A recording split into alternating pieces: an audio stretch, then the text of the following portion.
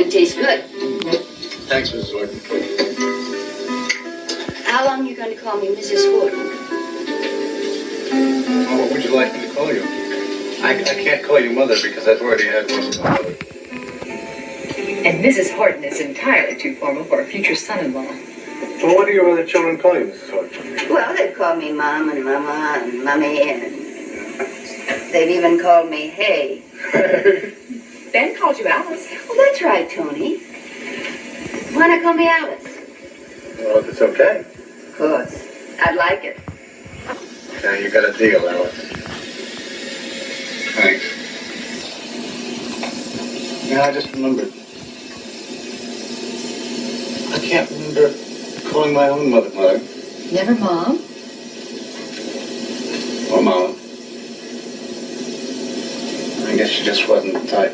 I remember her very well. Your mother was a gentle lady, Tony. She was. You must have missed her a great deal. I did in the beginning, but I was 14 when she died. I must say your father's done a wonderful job of bringing you up all by himself. He's a great guy. Oh, I just happened to think. Huh. He'll wear his uniform at the wedding. Oh, Mom, you're the absolute it. You've got a one-track mind. All right. I admit it. I'm square. But your wedding is the most important thing in my mind these days. Should I pretend it's not? Of course not. And so I just happened to think that Craig looked so marvelous in his uniform. I'm sure he'll wear it for you. Do you know what? She tried to con my nephew into being ring bearer. Well, of course. It was a fine idea. Stevie, what did he say? He just looked at Mom as though she'd lost her mind. Well, he said that he would play his drums at the wedding. Oh, that would be a great innovation. A little Marshall, don't you think? Well, I don't know. That's what a wedding day is, after all. D-Day. D-Day? Is that how you think of our wedding? Sure. No. This is really the first real wedding we've ever had in this family. Harry and Ben got married in Washington right after the war, and poor Dan married Kitty down at City Hall just before he was shipped overseas. Of course, your father and I could never afford anything but a very simple ceremony. Well, I think Mom deserves a real wedding. Don't you, darling? Absolutely. Hey, Mom, are you going to cry just like in the movies? You bet your boots I'm going to cry. So I'll probably cry a little bit myself for my long-lost, lovely bachelor days. Like Mickey? Lucky Mickey. Tony! I am joining Benedict's with tears in my eyes. Why don't you two go out and breathe some of that lovely autumn air? I think your mother's trying to tell us to go off. The house doesn't have to fall on me. I can take a hint. Night. Alice. Thanks for the call. Good night, Tony.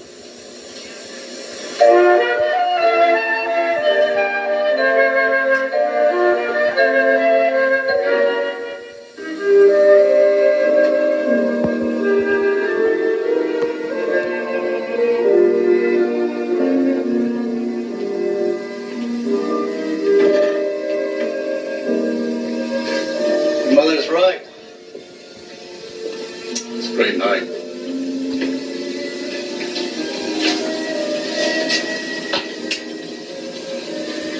Smells like burning leaves and pumpkin. And bayberry?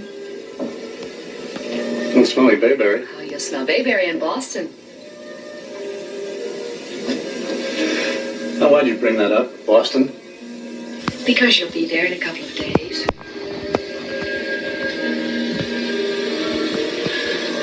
Won't be much fun without you. Oh, you'll have far too much on your mind to miss me. Hey, why don't you come with me? Oh, now, Tony, we've gone over that before.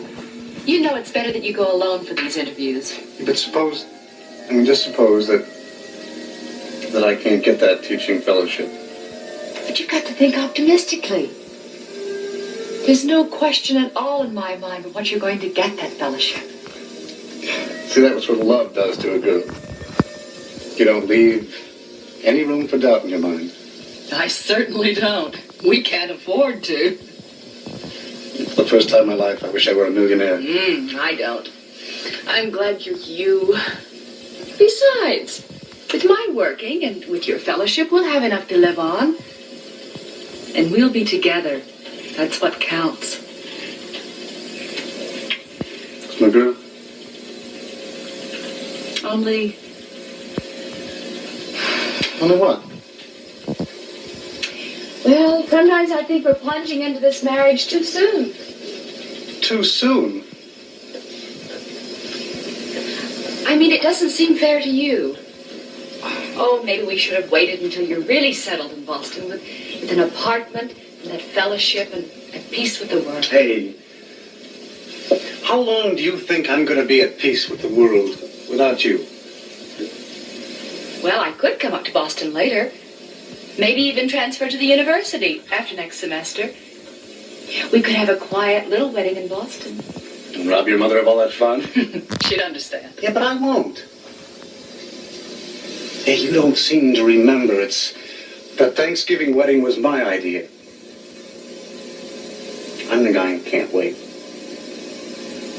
I'm the one who's pushing this thing. And I'm doing it out of pure and simple self-interest.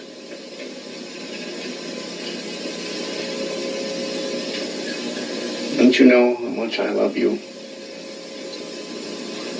Don't you know how very dear you are to me?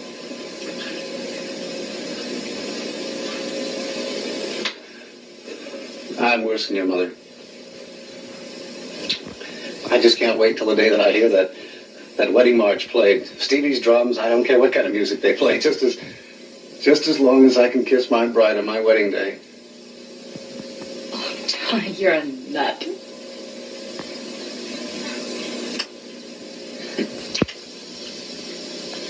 All right, now let's get down to practical things like where are we going to live? Well, if you get the fellowship, If I get the fellowship. when you get the fellowship, Okay. we'll have a bit more money, and we can look for a little apartment in Boston. And then I can find part-time work until I finish my degree. I can get it in a chemistry lab. Well, we can get a little houseboat on Charles River. Do they have any to rent up there? Well, I don't know. Well, I don't know. Maybe that's kind of a quaint idea. Wouldn't it be rather chilly in the winter? Well, if it is, we'd better love to keep us warm. Hey, doesn't the Charles freeze in the winter? I don't know. If it does, we'll just skate off to class just like Hans Brinker. Oh, Tony, I wish we were there right now. Hey, first things first. I mean, first the wedding and then the honeymoon. You're so conventional. Yeah, well, one of us had better be. You wantin' hussy.